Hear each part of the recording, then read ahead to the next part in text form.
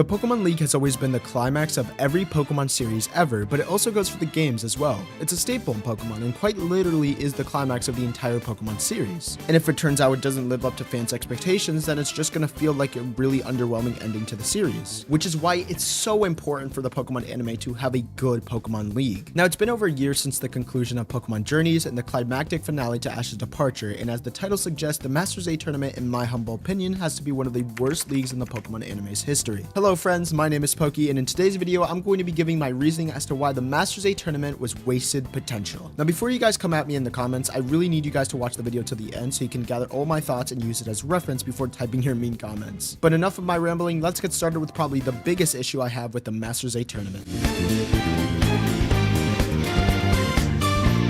Now, likely the best league when it comes to animation was definitely the XYZ League, and I don't think anyone's gonna argue that. From the use of the camera work to the fluidity of the action sequences, it was beyond anything the Pokemon anime had put out in the past, and it still stands the test of time. Sun and Moon suffered from this issue a ton, but honestly, the Masters A tournament makes the Sun and Moon anime look like Demon Slayer levels of animation. First off, half of the fights feel sluggish and have no weight or impact behind any of the attacks. Lance's Dragonite for some reason just sits there and takes a Moon Blast while it's flying towards him at 1 mile per hour.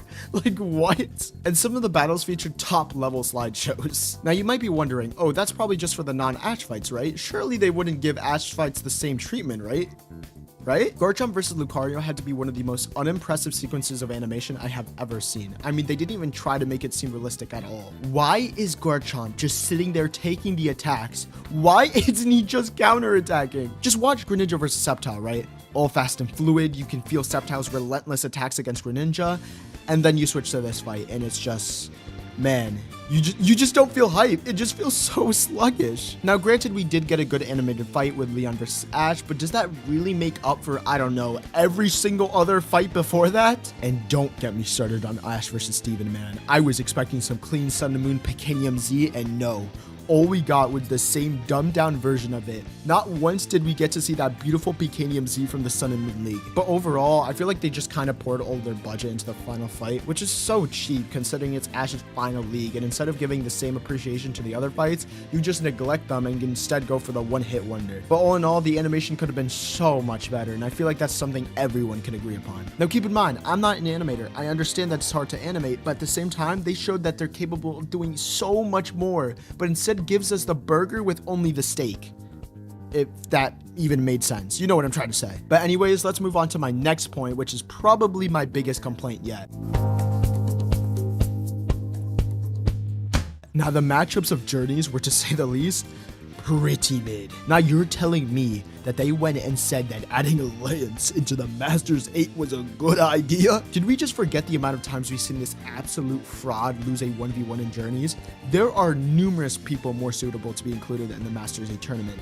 Paul, Gladion, Sawyer, Tobias, and you choose this guy? And I'm not just going after Lance. Like, there are any number of people that they could have chosen for the Masters 8 tournament. They literally just went in and chose all of the champions from all the different regions. It would have been so much better to see Tobias again. It would have been much better to see Sawyer again and see his progression from XYZ, from losing to Ash to nearly beating him in the Masters 8. Like, it would have been so good. I'm sorry, but other than Alon, Cynthia, and Ash, there's nobody else that should be in that Masters 8 tournament. Diantha nearly lost to Ash before he even mastered the Bond Phenomenon state. The only reason she won that battle was because Ash literally passed out. Now, Iris is one of those trainers that I think I can give a slide to, but I'm still not happy they chose her, you know what I mean? Like, Iris in and of itself, I like to see her growth and all that, and her being in the Masters 8 tournament was pretty cool, but I mean, there are just so many trainers that she just feels kind of meh to me, you know what I mean? I'm sorry, but the people they chose for the Masters 8 tournament was terrible, and it could have been much better. The actual matchups of the Masters 8 tournament were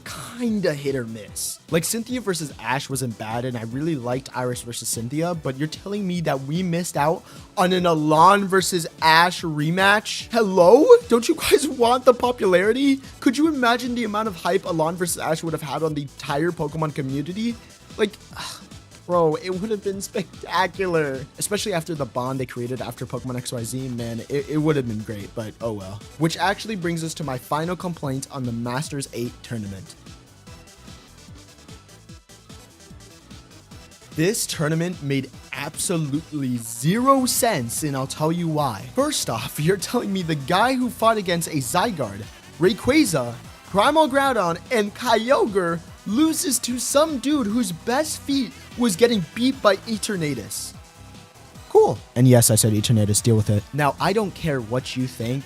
Eternatus is not on the same level as Zygarde and all the other legendaries along his fought. The only feat this guy has was warping space around itself, which isn't impressive by the way, if Zygarde and Rayquaza can literally just blitz it in literal milliseconds. And warping time and space is not all that impressive when you realize that this guy has been enclosed in a tight little space within an egg, isolated from the rest of the world, so this guy probably doesn't even know how to use his powers. You know what I just thought of? I think I'm just gonna make a separate video on Eternatus entirely and, you know, talk about how weak he is. Because apparently he's supposedly one of the strongest Pokemon in the entire franchise, which he's not, by the way. But let's get back to the main topic. The fact that Leon beats Alon, who is a trainer who's fought countless stronger legendaries, makes no sense at all, considering we've never seen Leon fight strong Pokemon before. We just have to take his rank as number 1 as factual and go on with our day. There's literally nothing exciting about his character. The only real excitement I got between Ash versus, Leon is the fact that it was Ash's final fight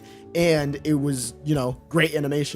I actually felt more excitement and joy seeing Ash pummel Paul to the ground in their fight. I had more joy seeing Ash beat Sawyer because he was a true rival to Ash, and I had more joy and I was on the edge of my seat seeing Ash versus Alon because it was the closest he's ever gone to a Pokemon League. Same thing goes with Diantha versus Leon. I mean, this chick literally was on a comparable level as Ash Greninja, who nearly beat Alon's Charizard, and the fact she lost within 2 hits is actually wild to me. The fact they tried to make Leon seem like this all-powerful trainer when you've barely seen this dude's feats is just so stupid. I plan on making a future video on that as well, so subscribe if you don't want to miss that. But in conclusion, that is my thoughts on the Masters A tournament as a whole. Whether or not you agree with me, I hope you can at least see my perspective, and honestly, I don't think my takes are unjustified at all, since some of this stuff is backed up by visual evidence. But hey man, the Pokemon community can get crazy sometimes. That's something we can all agree upon. But anyways friends, that's all Yuki wrote, and I'll see you guys in the next video. Peace.